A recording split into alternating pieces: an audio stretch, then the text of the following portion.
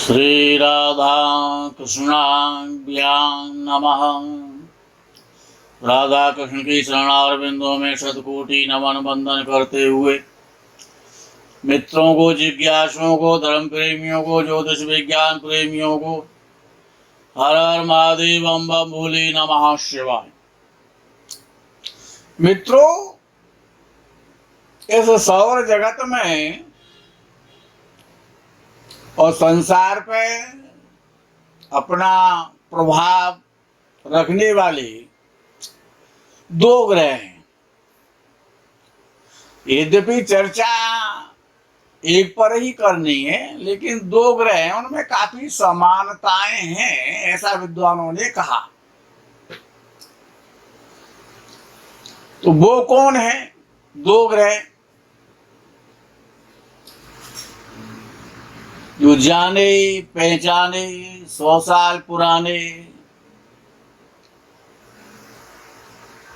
जिनको सभी जगत जाने, वो हैं राहु और शनि। अच्छा, विद्वानों को ये कह दिया कि शनिवत राहु, ये उक्ति ठीक है, लेकिन ये सत्य प्रतीत नहीं होती है और सत्यता की कसौटी पर खरी भी नहीं उतरती है। क्योंकि एक अकेला सब पर भारी,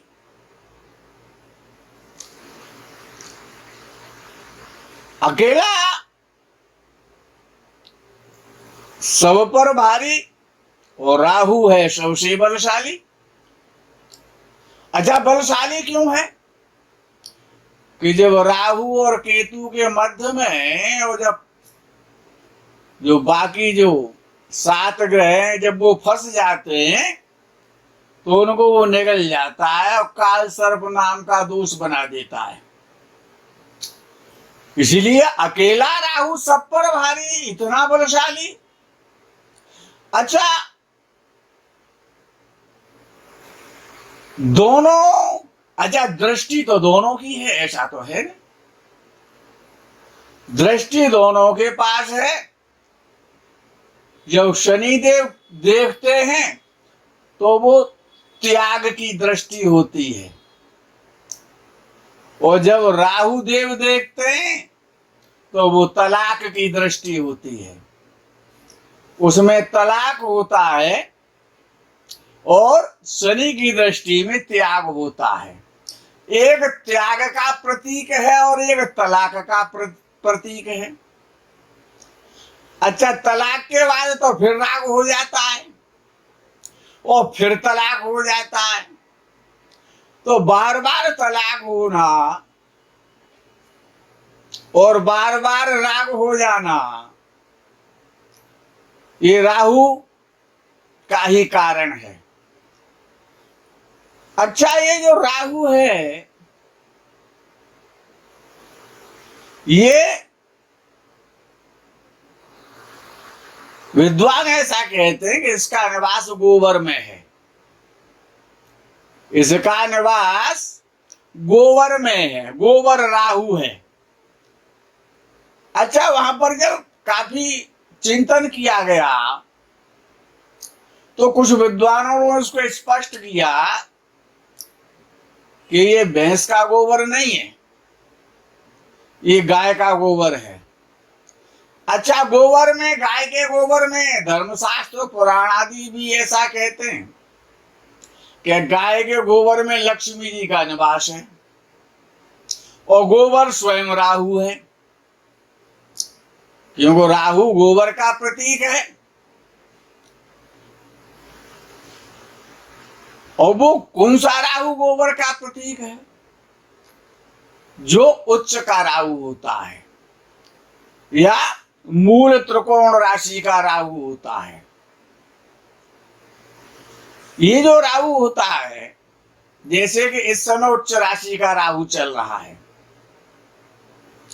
तो राहु तो गोबर है, और गोबर में ऐसा शास्त्र प्रमाण है, पुराणों का प्रमाण है कि लक्ष्मी का निवास है। अर्थात अगर विद्वानों ने ये कहा कि राहु अतुल वैभव, अतुलित संपत्ति का स्वामी है, तो ये तो निश्चित है कि अगर राहु अच्छा है तो अतुल संपत्ति का स्वामी बनाता है, अकूत संपदा देता है।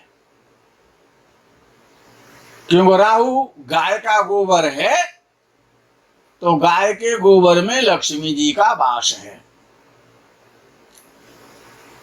अच्छा, ये जो राहु का एक रतन होता है गोमेद, तो जो गोमूत्र का जो कलर होता है, देशी गाय के गोमूत्र का जो रंग होता है, इसीलिए उसको कहा गया गोमेद। तो गाय के मूत्र में भी राहु का ही रंग है, अर्थात राहु का निवास गाय में है। राहु का निवास गाय में है, क्योंकि गाय के गोबर में है, तो गाय में है, नहीं गोबर में कहां से आता। अच्छा, राहु जितने गुप्त स्थान है, गुप्त मंत्रणा है, गुप्त वार्ता है, मोबाइल पर वार्ता है, इंटरनेट के संबंध के द्वारा वार्ता है, वीडियो कॉलिंग है। क्योंकि जितना भी चलचित्र है ना, जो आप फिल्म देखते हैं, धारावाहिक देखते हैं, जो भी नाट्य देखते हैं, ये सभी राहु है, ये सभी राहु है। और राहु रागी है तो शनि बैरागी है। शनि राग, राहु राग का प्रतीक है, और जो राहु राग का प्रतीक है और शनि तो बैरागी का प्रतीक है। अच्छा, दोनों सूर्यास्त होते ही बलवान हो जाते हैं, दोनों में रात्रि में ताकत आ जाती है। और जिनके राहु और शनि, जो लोग प्रधान होते हैं, जिनके राहु या शनि अच्छे होते हैं, वो रात्रि में ज्यादा जगते हैं, रात्रि में ज्यादा अपने कार्य करते हैं, रात्रि में ज्यादा सोचते हैं। अच्छा, लेकिन दोनों रात्रि के कारक हैं, दोनों ही अंधकार के कारक हैं, प्रकाश का तो कोई सा भी नहीं है इनमें। तो ये रात्रि में जगते हैं। अच्छा, लेकिन इनके जगने में अंतर है। जब सन्यासी जगता है तो ईश्वर का चिंतन करता है और ईश्वर की आराधना करता है। जब रात्रि में सन्यासी जगता है, क्यों, शनि तो सन्यासी है। लेकिन जब राहु रात्रि में जागता है तो वो कामांध हो जाता है, चोरी करता है, डकैती डालता है, किडनैप करता है, एटीएम लूट लेता है, हा? और संभोग करता है, भोगों का स्वामी है, भोग देता है, जो माया है ना। अच्छा, जितने भी ये जो राहु का जो परिवार है, ये बड़ा भयंकर परिवार है, क्योंकि राहु तो साक्षात माया है। संसार में, जगत में जितनी माया है वो राहु ही तो है। और को जग जाए न व्यापी माया, और चिंता सांपिन को नहीं खाया। ऐसा कौन सा है ऋषि मुनि, देवादि जो अवतार होते हैं, वो तक साक्षात ब्रह्म इस जगत में जब आ जाता है, इस धरा पर, तो यहाँ तो माया का सम्मान उसको भी करना पड़ता है। हे खग हे मधुकर श्रेणी, तुम देखी सीता मृग नैनी, जबकि सब कुछ जानता है, फिर भी उस माया का सम्मान करना है। अच्छा, अंतर कितना है दोनों में, कि शनि तो राजा राम और राहु तो फिर रावण है। कि मेरा तो मेरा है और तेरा भी मेरा है। जगत जननी जगदम्बा का अपहरण करके ले गया, जब वो उसके यहाँ क्या रानियां महारानियां नहीं थी क्या? कौन सा वैभव और सुख नहीं था? लेकिन तेरा भी मेरा है। और भगवान श्री राम,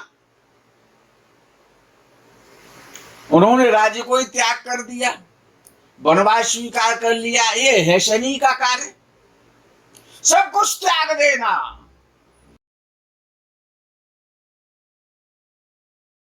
अब दोनों में अंतर है। अच्छा, राहु जो गुप्तांग है, जितने भी गुप्त स्थान है, गुप्तांग है, उनका कारक है। एक जो फिल्म थी उसमें एक गाना हुआ करता, वो गाना तो नहीं, उसको शायद कव्वाली कह सकते, पर्दा है पर्दा, सुना होगा आप लोगों ने। अच्छा, जो चीज पर्दे में रहती है, जो ढकी रहती है, जो छुपी रहती है, चाहे वो अच्छा गुप्तांग प्रकट तो नहीं किए जाते, वही तो हमेशा ढक करके रखे जाते हैं। जो गुप्तांग होते हैं, जो गुप्त स्थान होते हैं शरीर के, उन पर हमेशा पर्दा रहता है। अच्छा, पर्दे का कारक है, पर्दा है, तो जितने भी पर्दा नशी होते हैं, जहां पर पर्दे का विशेष रूप से पालन होता है। अब पर्दे का पालन कहां होता है? एक विशेष धर्म है जहां के पर्दे पर बड़ी सख्त पहरा है, पर्दा है लेकिन उस पर भी पहरा है, ये है राहु। तो जहां पर पर्दा किया जाता है, जैसे इस्लाम धर्म, इस्लामिक देश, इस्लामिक नगर, जहां पर इस्लाम बाहुल्य है, हा? तो पर्दे का कारक है, यानी कि गुप्त स्थान, पर्दे में छिपे हुए रहने वाले स्थान। अच्छा, ये जो गुप्त दान होता है ना, गुप्त दान नाम सुना होगा। और गुप्त दान, अच्छा राहु यदि खराब चल रहा है तो गुप्त दान करो।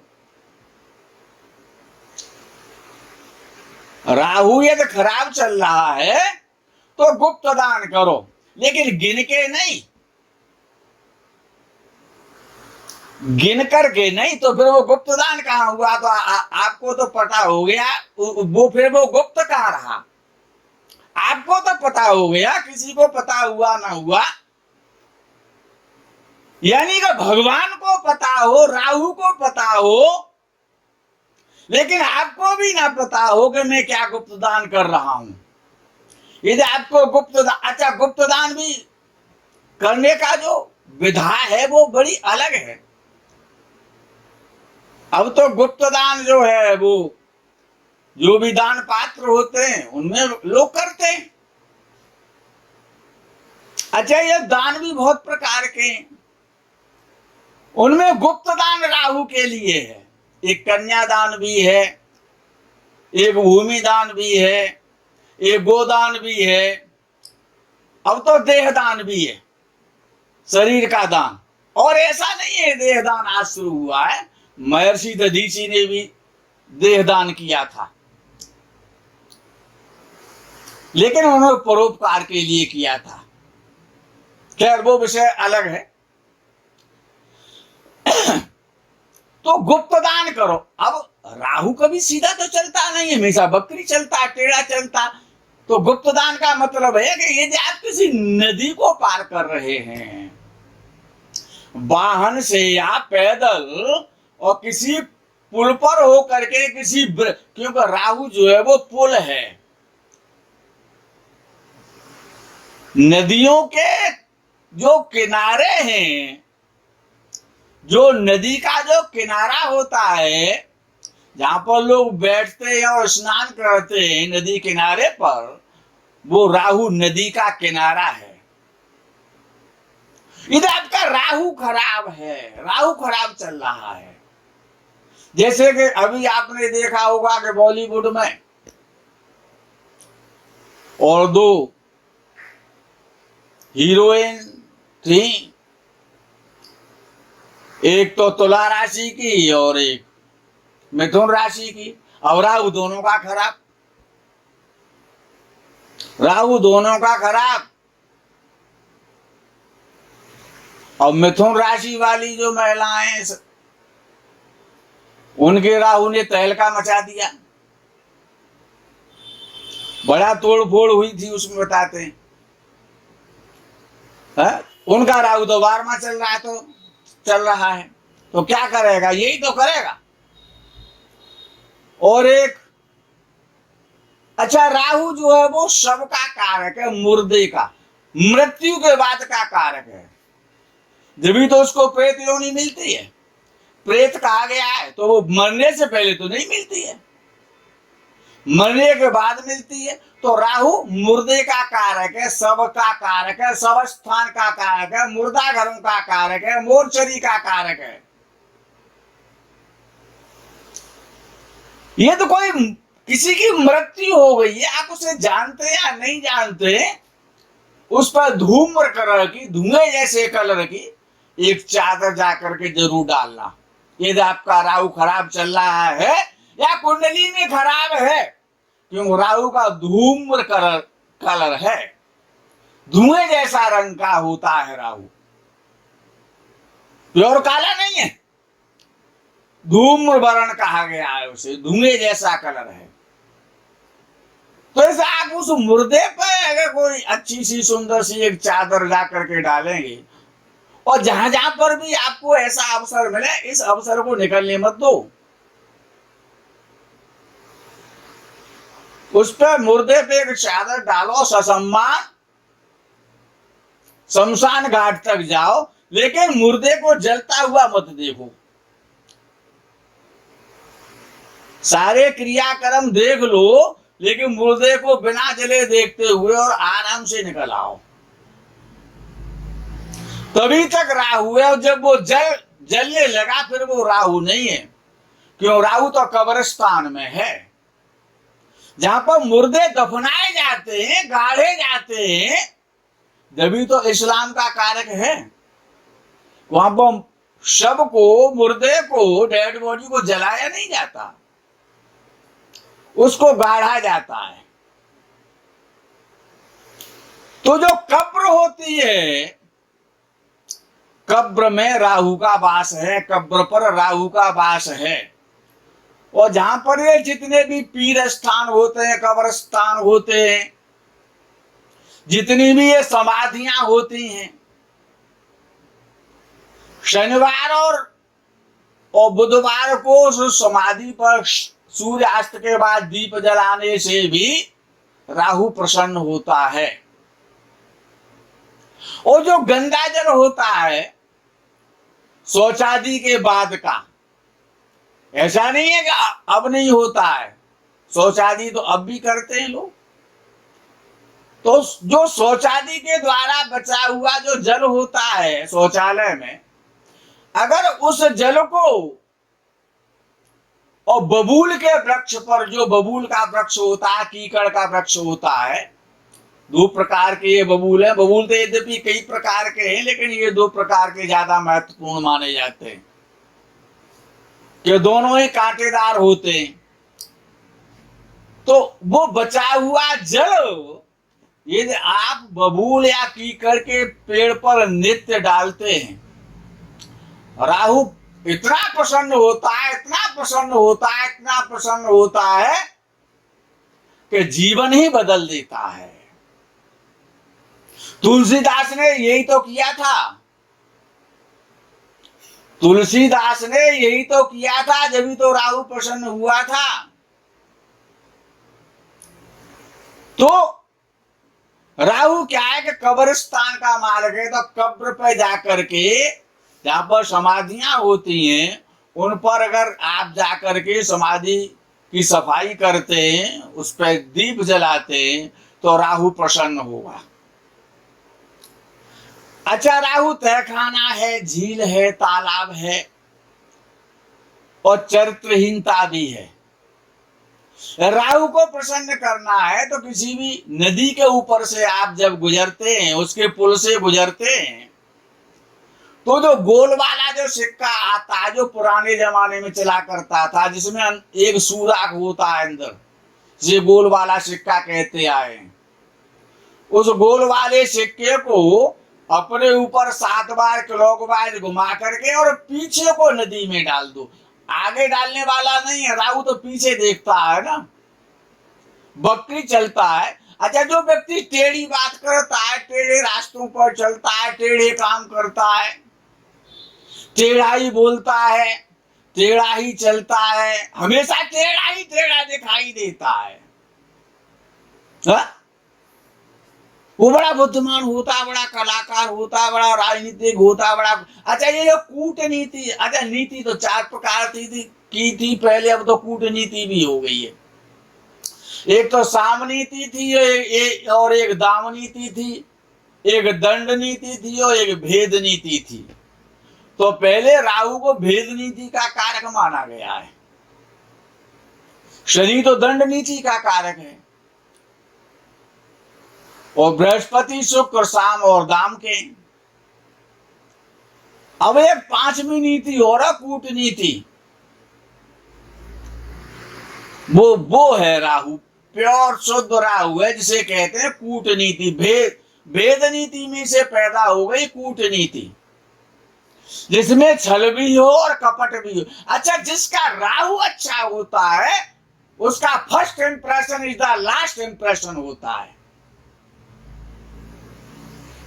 राहु इंप्रेस करने में बड़ा काबिल है, उसे महारत हासिल है, सामने वाले को अपनी अमिट छाप उसके मन मस्तिष्क पर छोड़ देना वाला राहु है।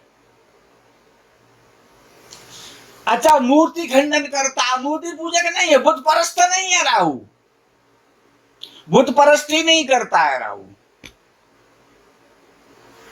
मूर्ति पूजा का खंडन करता है, जैसे महर्षि दयानंद ने किया था। जैसे एक धर्म ही है पूरा का पूरा जो मूर्ति पूजा का खंडन करता है, उसी का तो कारक है राहु, इस्लाम धर्म का। वहां तो मूर्ति पूजा होती नहीं है, वो तो रात्रि में पूजा करते हैं, अपना व्रत खोलते हैं तो वो भी रात्रि में खोलते हैं। अच्छा, सारे काम उल्टे करते हैं, कोई काम सीधा ही नहीं, क्यों? राहु तो उल्टा ही चलता है ना, उल्टे ही कार्य तो कराएगा। तुम लंबी टोपी लगाओ तो वो गोल टोपी लगाएंगे, तुम नीचे को हाथ धोगे तो वो ऊपर को धोएंगे, आप पहले मुख धोते हैं तो वो पहले सिर धोते हैं, वो पैर हमेशा बाद में धोते हैं, जबकि पैर धोने का प्रधान हमारे धर्म में सबसे पहले है पादयोः पाद्यं समर्पयामि। ये राहु बड़ा विचित्र है और उल्टे ही काम करता है, कर्कश वाणी है। अच्छा, एक शनि तो कोयल है और राहु क्या है? क्रो है, कौआ है। अब कौए की अगर कहिए कौआ कहीं बोल रहा है तो आप क्या कहेंगे? भगा से यहां से। और कोयल बोल रही है तो कितना मधुर सुर होता है, सुनने को जी चाहता है। अगर गाय रंभा रही होती है, शेर गजरा गरजता है, हाथी चिंगाड़ता है, घोड़ा हिनहिनाता है, कुत्ता भौंकता है, तो गधा क्या करता है? हैचू हैचू करता है वो। और कितनी सुंदर स्वर होता है उसका कि तन बदन में आग लग जाती है, इतना मीठा स्वर होता है। तो ये जो गधे का जो स्वर है वो राहु का स्वर है, जो को सुनने में भी अच्छा नहीं लगता है। तो ये जो अच्छा जितनी भूत प्रेत योनि है, पाताल लोक है, नाग योनि है, पाखंड है, अनाचार है, भ्रष्टाचार है, अपघात है, विषैले जंतु है, कर्कश वाणी है, ऊसर और बंजर और भूमि है, रेगिस्तान है, थार है, मरुस्थल है, नदियों के किनारे है, दुर्गम स्थान है, गले के रोग है, मुंह का कैंसर है, बवासीर का रोग है। जितने भी गुप्तचर हैं और जो पाखंडी हैं, जो बहुरूपीय हैं, जो रूप बदलते रहते हैं समय समय के आधार पर, समस्त प्रकार की जितनी छाया है, क्यों राहु को छाया ग्रह कहा गया ना, चाहे वो वृक्ष की छाया है, चाहे वो छत्र की छाया है, चाहे वो छत की छाया है। छत का भी कारक राहु है। जो आपके घर में जो छत होती है, कमरे का जो लेंटर होता है, उसकी जो छत है वो भी राहु ही है। तो यानी छत्र का कारक है, छाया का कारक है, और छत का कारक है, और छत्र का कारक है। जो आप छत्र लगाते हैं ना देवी देवताओं पर, जो छत्र लगाए जाते हैं चांदी के, यदि आपका राहु खराब चल रहा है तो कहीं पर किसी देवी देवता पर, काली माता के मंदिर में जाओ और उनको छत्र चढ़ाओ। यदि आप में सामर्थ्य है राहु को प्रसन्न करना है तो चांदी का छत्र चढ़ाओ जाकर के। तो उसकी छाया जब भगवती के मुखार बिंदु पर पड़ेगी तो आपका राहु प्रसन्न हो जाएगा।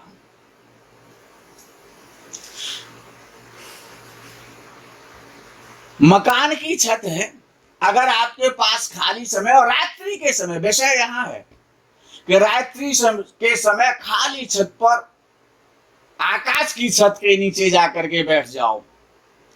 एक आध घंटा जो आपका जो इष्ट है उसका चिंतन करो, तो राहु निश्चित रूप से बढ़िया हो जाएगा, अच्छा हो जाएगा, आपका जीवन बदल जाएगा। अच्छा, दिन में यदि बैठना है तो जो बरगद का पेड़ होता है, बट वृक्ष, उसकी सबसे ज्यादा सघन छाया होती है और सुखदायी छाया होती है और सबसे विशाल वृक्ष होता है, इसलिए तो राहु सबसे बलशाली है। उस बट वृक्ष की छाया में घंटे आध घंटे जाकर के बैठो। बट वृक्ष के नीचे बैठने से भी राहु का दोष को प्रभाव शांत हो जाता है। नदी के किनारे जाकर के बैठो, तालाब के किनारे जाकर के बैठो, झील के किनारे जाकर के बैठो और अपने इष्ट का चिंतन करो। एकांत में जाकर के बैठो तो निश्चित रूप से राहु प्रसन्न होता है। नदी, पर्वत, पहाड़, अच्छा जितनी भी सुरंगें होती हैं ना, गुफाएं होती हैं,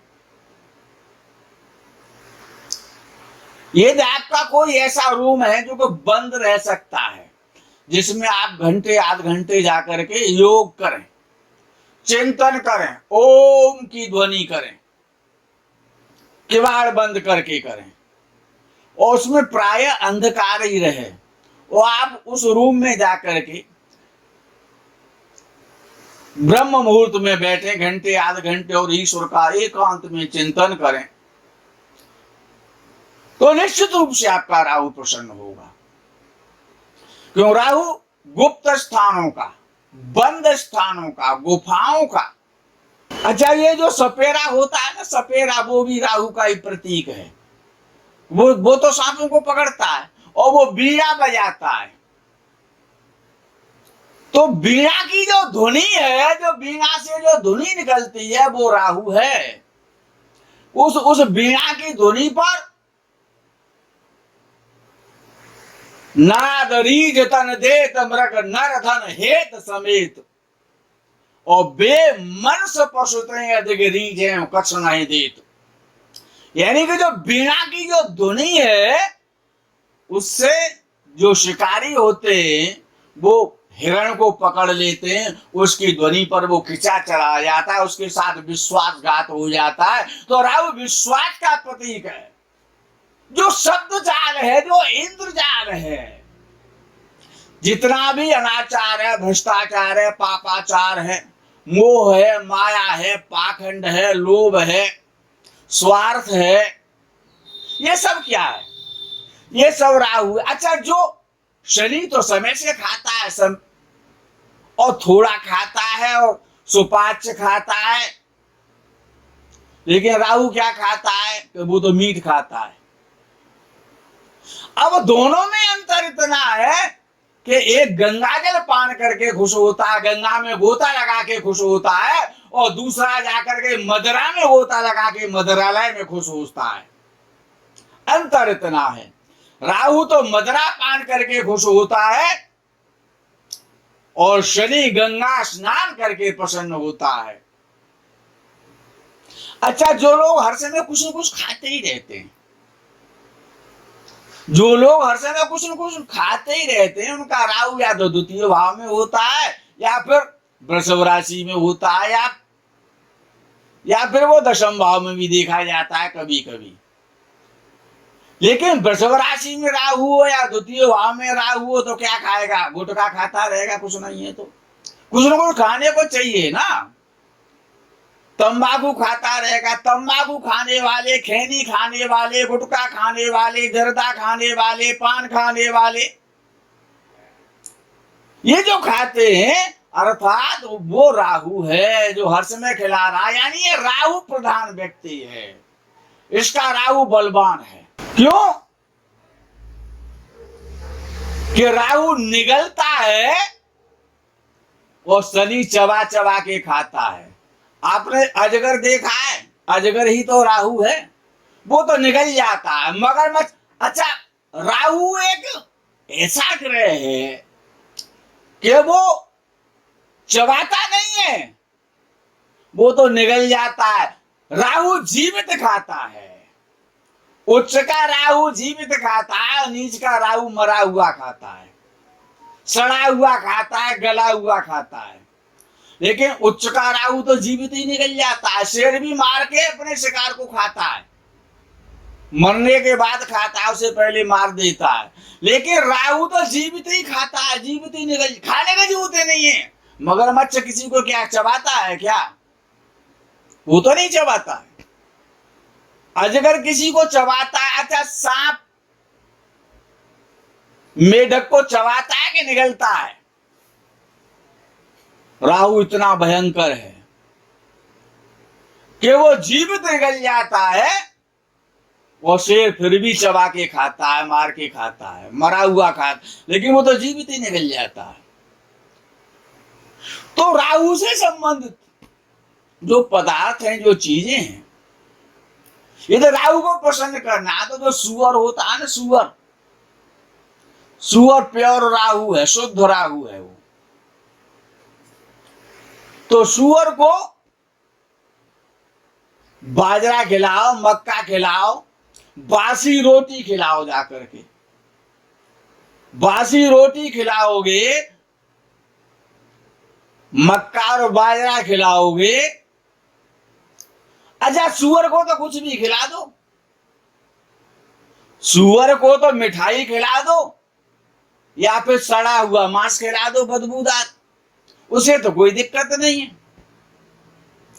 तो सुअर की सेवा करने से, सुअर की सेवा का मतलब स्नान कराने से नहीं कह रहा हूं, उसे पियर से स्नान कराया जाएगा। सुअर को खिलाना है और सूर्यास्त के बाद खिलाना, क्यों? राहु का तो काल वही है। मित्रों, आज के प्रकरण में इतना ही, आगे के प्रकरण का आपको इंतजार रहेगा। तब तक के लिए हर हर महादेव, बम बम भोले, नमः शिवाय, जय गौ माता की।